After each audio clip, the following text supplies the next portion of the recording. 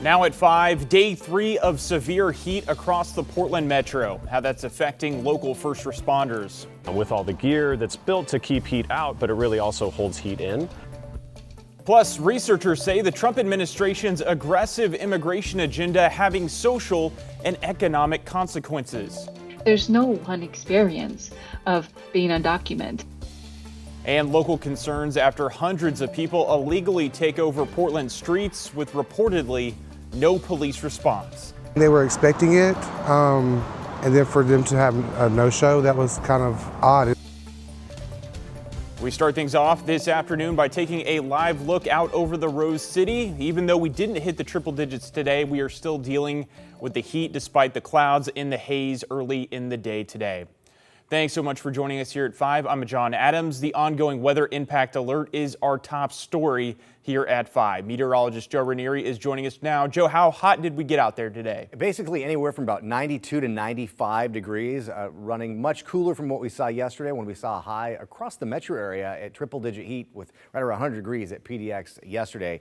Tomorrow we're looking at 95 degrees, a mix of clouds and sunshine. Yeah, it's going to be cooler from what we have been seeing, but our overnight lows are a big reason we're keeping the weather impact alert up. And we also have some watches and warnings. Heat advisory will be in effect, that orange color, throughout the Coast Range until early Tuesday morning. We also have that extreme heat warning that will be in place throughout the metro area. You travel east a little bit, and that extreme heat warning will be in effect until the middle part of the week. And then we have basically advisories across the state. Downtown Portland right now, a temperature of 95 degrees. You get rid of that some of that smoke and haze and some of those high clouds, I bet you we're sitting at closer to 98 degrees. So we have that weather impact alert tonight through Monday. Again, overnight lows will be in the mid to the upper 60s.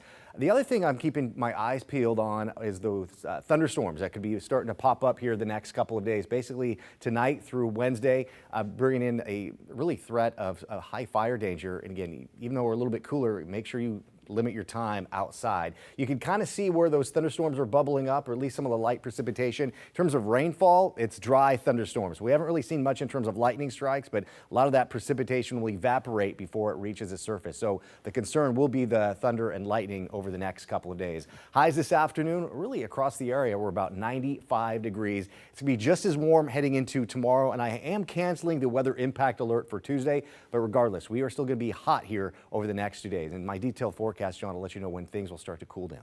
All right, Joe, thank you. We'll see you later in the show. Well, breaking news this evening, Multnomah County officials are investigating a possible heat-related death.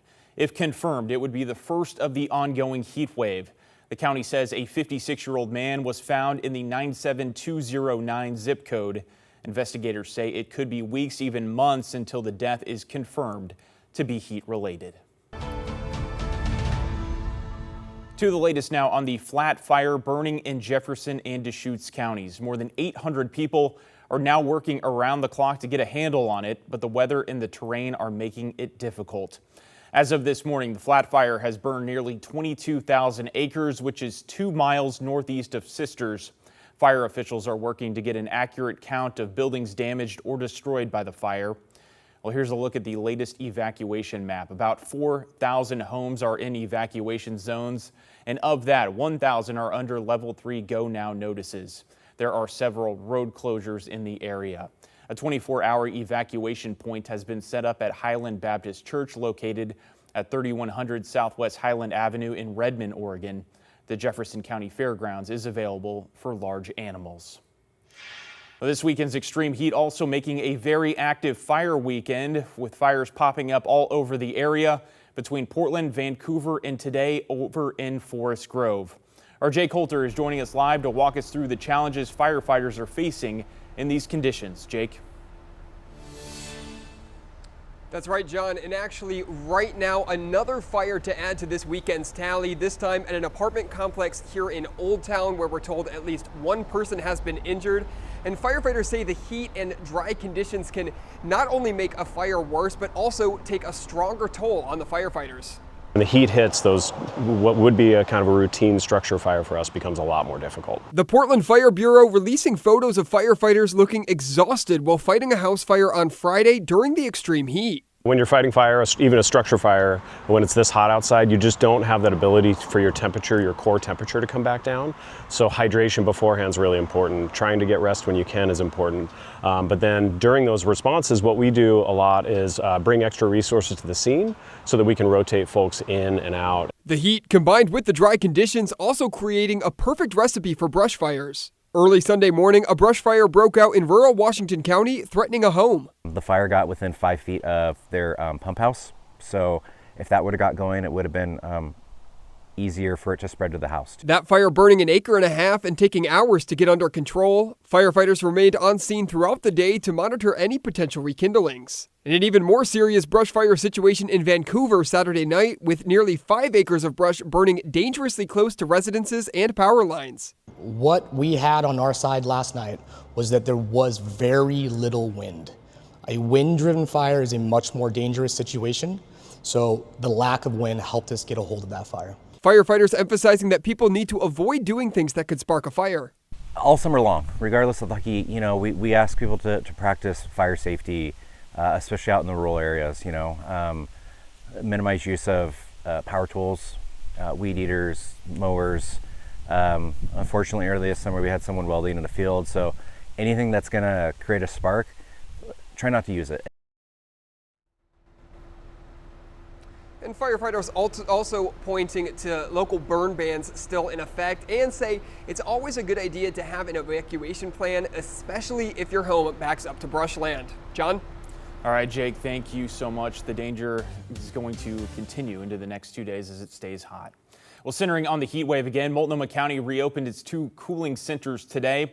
Despite the slight drop in temperatures, officials say homes without air conditioning will reach their hottest point today. The Multnomah County East building in Gresham and the Friendly House here in Portland will be open until 9 o'clock tonight. Also, the Central, Midland, and Gresham branch libraries will stay open until 8 tonight. TriMet will not turn anyone away if they're headed to a cooling center. Washington County has also opened a no-turn-away shelter today and will remain open overnight. They're located at the Just Compassion Access Center on Southwest Hall Boulevard in Tigard and the Blanton Street building in Aloha. Hot meals are provided for guests. The shelter will close at 7 tomorrow evening. Stick with KGW throughout the weekend for the updates on the extreme heat and our weather impact alert. And you can watch the latest forecast anytime on KGW.com or our free TV app, KGW Plus. The Trump administration's crackdown on illegal immigrants is causing widespread fear among Oregon's immigrant community. According to a researcher at the University of Oregon, the fear is leading to tangible economic and social consequences, including people not working, shopping, or going to the doctor.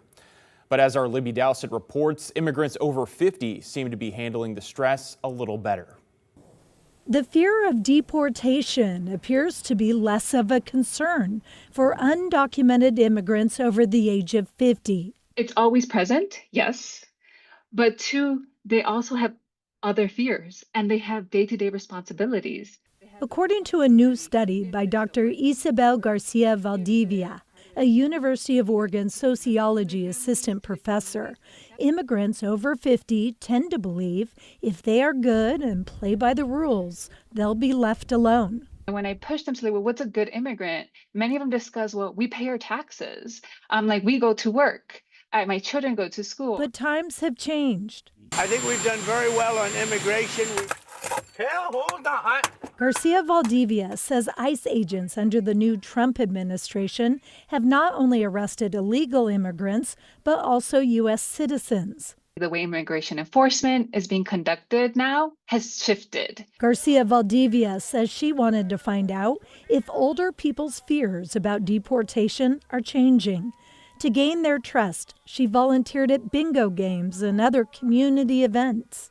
That one of their biggest fear of deportation was what would happen to my children. And that's something that we see now with immigration raids is what happens to the children. She says they feel relief when their children reach adulthood and can take care of themselves, assuming schools, courts, churches, and hospitals are safe from ICE crackdowns. That has now shifted as of January, where immigration enforcement is now currently being held anywhere, anyone. Garcia Valdivia says many immigrants over 50 assume they'll simply blend in, since they don't drive much, usually stick to their own crowd, and look older. The best they can do when there's no clear and speedy pathway to citizenship. If you're an immigrant from Mexico and you're a sibling of a U.S. citizen, right now I think they're processing applications since 2001. That is more than a 25-year wait. Libby Dowsett, KGW News. New here at 5, Portland police bring a man into custody who reportedly fired shots in the Piedmont neighborhood and tried to break into a neighbor's home. It started around 11:30 last night near North Moore Avenue and North Ainsworth Street. Police say after firing shots and walking out of his home with a gun in hand, the suspect, 40-year-old Ryan Lattin, climbed onto the roof of a neighbor's house and tried to break in, then climbed into a trash can. That's when police issued a shelter in place and evacuated the home. Situations like this can quickly unfold, and they're resource intensive. Not only are we trying to contain the person and come up with contingencies for what if the suspect does this, or what if they do this, and how can we best communicate with this person. After nearly 2 hours, the man gave himself up. No one was hurt. Police did seize a handgun and live ammunition. Portland police were also kept busy trying to stop street takeovers overnight. Officers had wrapped up a 10-hour mission when they learned of a street racing event happening in St. John's. The previous shots fired incident kept most officers from responding. Before 2 this morning, the racers had moved to the Lloyd district. However, only one officer was available to try to stop that takeover. We heard from one person who did not want to be identified about what he saw around Lloyd Center. There was just a large group from probably the tree to the other street sign over there and across to the parking garage with people just everywhere in cars doing donuts and speed racing up and down the street. Just after 4:15 this morning, officers did stop a driver doing donuts, towed their vehicle, and seized a stolen firearm. In the original mission, officers made 29 stops, towed 6 cars, and arrested 2 people. And an update now to the search for a missing woman in Vancouver. Today, police announced they found Nikki Coker safe. Pictures sent to us from a viewer showing a SWAT response in the area of Northeast 106th and 9th Street. Police also said they've taken Coker's estranged boyfriend, Israel Gonzalez, into custody.